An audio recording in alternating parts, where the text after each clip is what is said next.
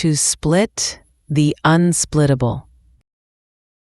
In 1938, Europe stood at the edge of darkness. In Berlin, where words were dangerous and silence was survival,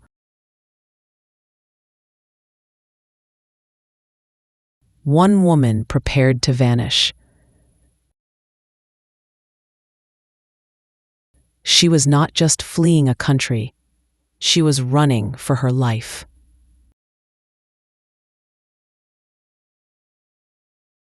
The day began like any other. That was the trick. Lise Meitner arrived early to the Institute. Her shoes tapped lightly on the marble floor. The building was quiet, as if it too was holding its breath.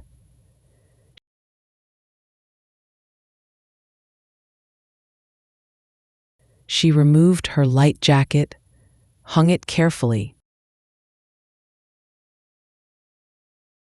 and took the back stairs to her laboratory.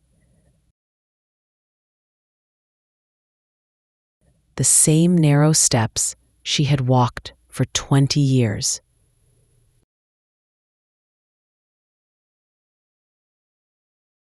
In the basement room, the light was dim, the air dry and faintly metallic.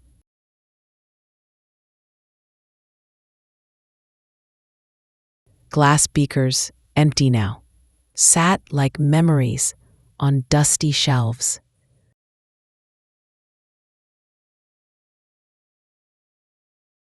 She sat at her desk, opened a notebook, and stared at the blank page.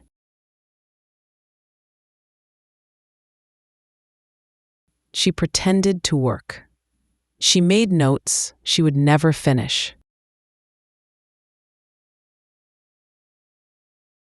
A clock ticked. Outside, cars passed on the sunlit street.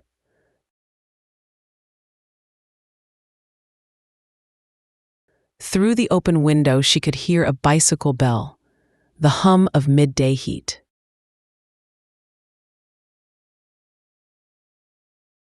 Everything seemed slower today, heavier, as if the city knew.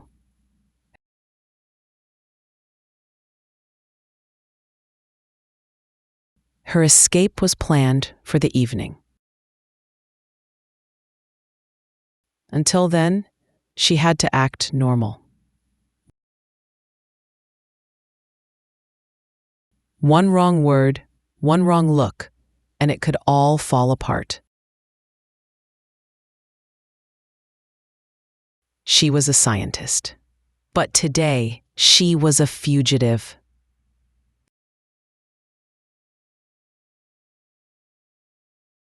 At 6 p.m., she stood, smoothed her skirt, and walked out with calm steps.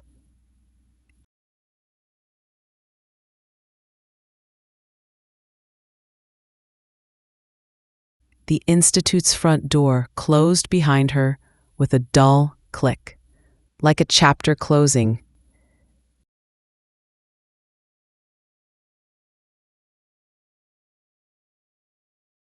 The heat clung to her skin as she stepped outside.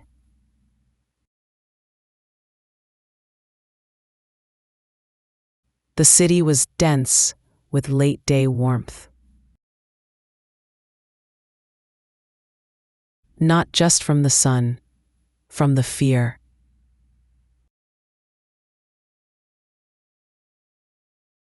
Flags with swastikas hung from buildings like eyes watching everything.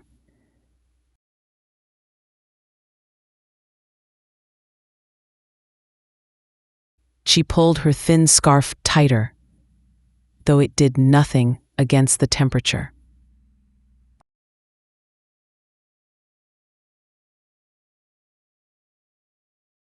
Otto Hahn's house was only 10 minutes away, but the walk felt endless.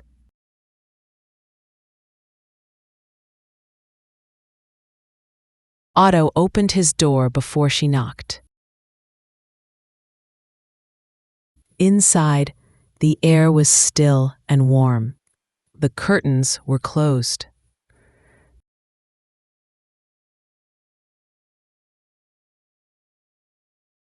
The suitcase was on the table, 2 of them.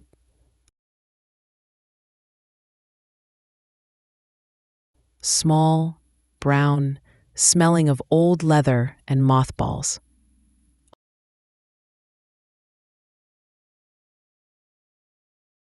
Otto didn't speak much. Neither did Paul Rosbod, who helped fold her clothes.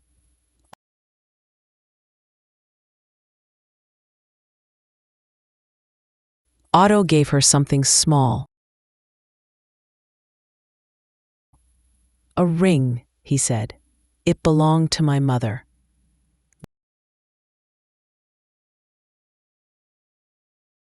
Lise looked at the diamond. You may need it to bribe someone.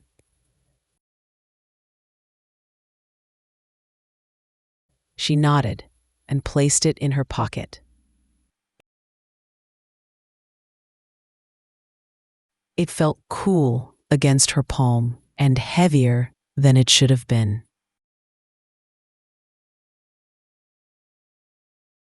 That night, she stayed in Otto's home. She did not sleep.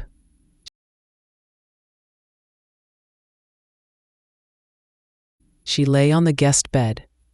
Her ears followed every creak of the house.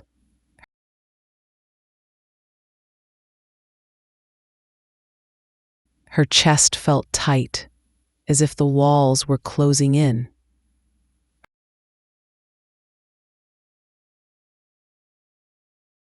Her suitcase stood by the door like a prisoner, ready for execution.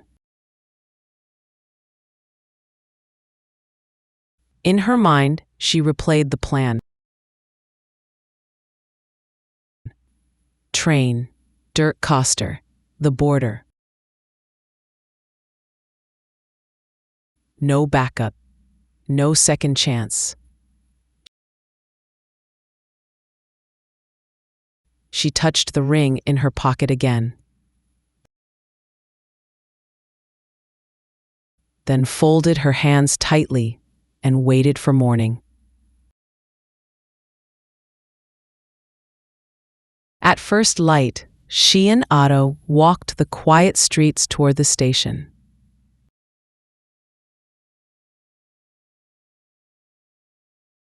The summer air was already warm. Dust rose gently from the pavement with each step.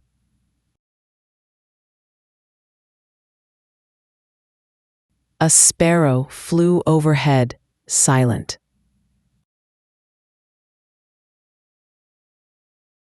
They spoke only once, when he said her name at the platform, softly, like a goodbye.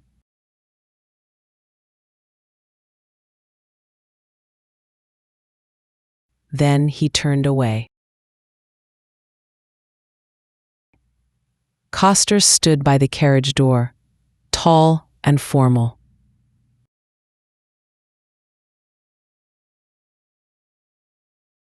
They didn't greet each other. They didn't need to. She stepped aboard. The train was half empty. The air inside was thick with coal smoke and the damp scent of old fabric.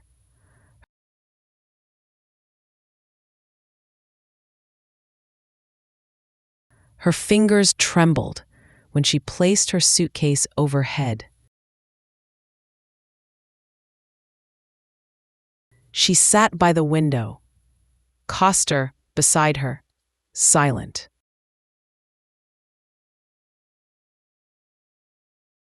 The train began to move. Berlin slipped away, block by block, chimney by chimney.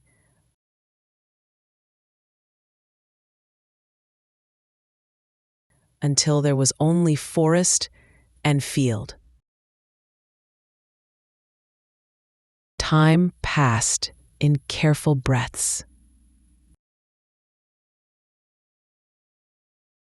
Then the train slowed. Outside, white posts marked the border.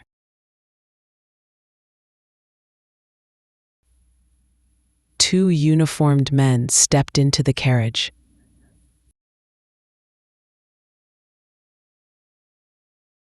Their boots struck the floor hard, rhythmically, like a metronome counting down.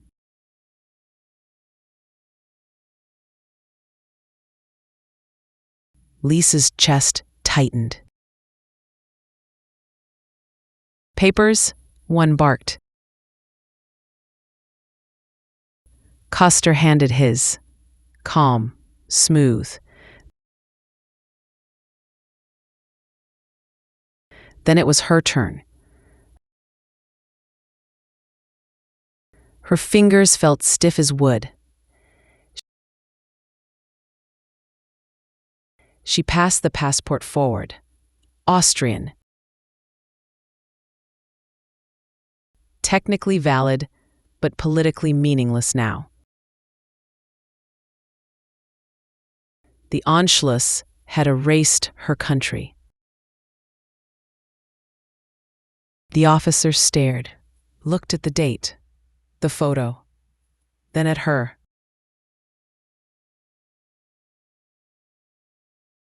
A pause. Too long. Her hands pressed into her knees. The diamond in her pocket felt sharp against her side.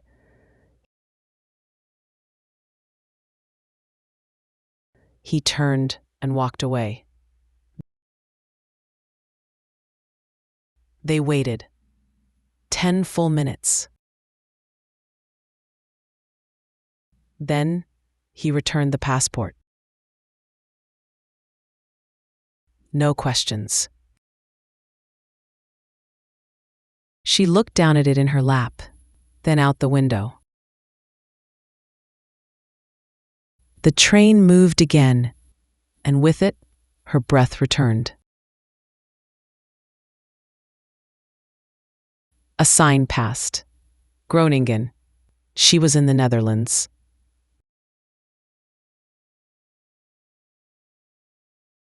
She did not smile, but she let her shoulders fall.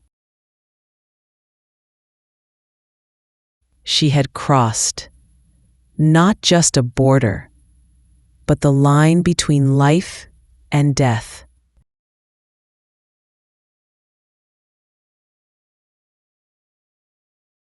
Several months passed. In Sweden now, the world was white.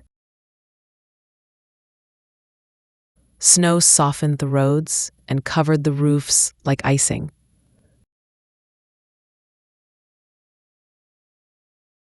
The sky hung low and gray. Lise walked with her nephew Otto Frisch. He had brought a letter from Han. "It's strange," Otto said, reading Han's note again. He bombarded uranium, but he found barium?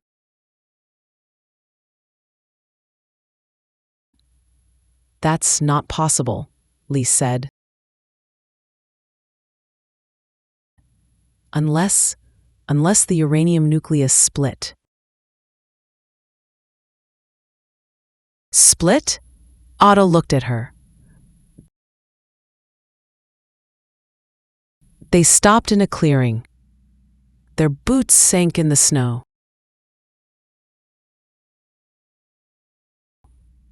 "Imagine the nucleus," she said. Like a drop of water, large, full of energy, but unstable.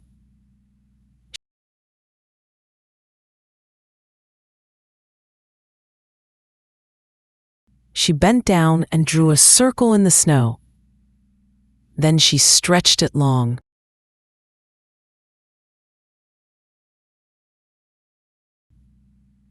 If it becomes too long, it splits.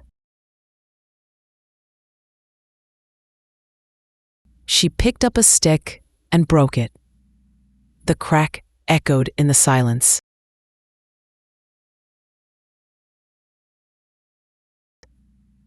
But what about the energy? Otto asked. Lise sat down on a snowy log. She took out a pencil and her notebook. Her gloves were too thick, so she removed one. Look, she said, if the uranium splits into two parts and their total mass is less than before,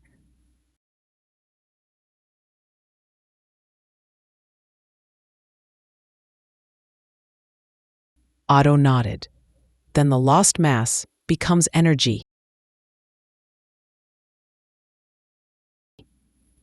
Even a small loss, she whispered, means a great release.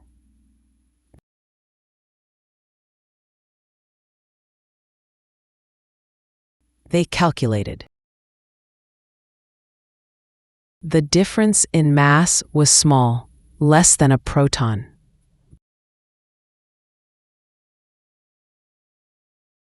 But it meant over 200 million electron volts from one atom.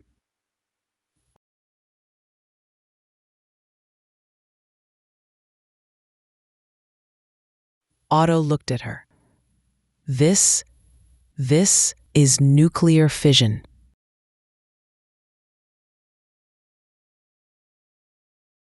This was it, the answer.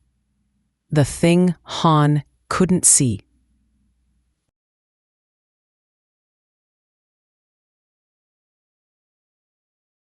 It was as if nature had cracked its secret open in the quiet of the snow.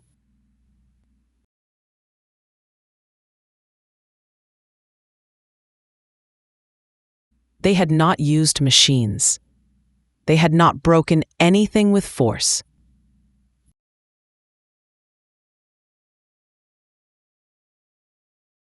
They had simply listened to the atom, and it had whispered its secret.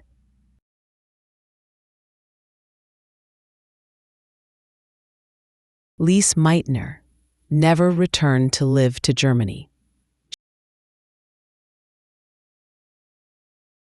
She became a Swedish citizen and continued her work in exile.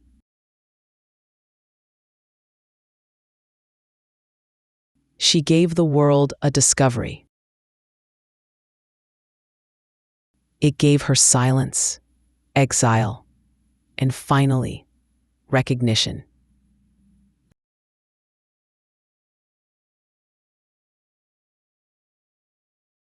But what she gave humanity can never be forgotten.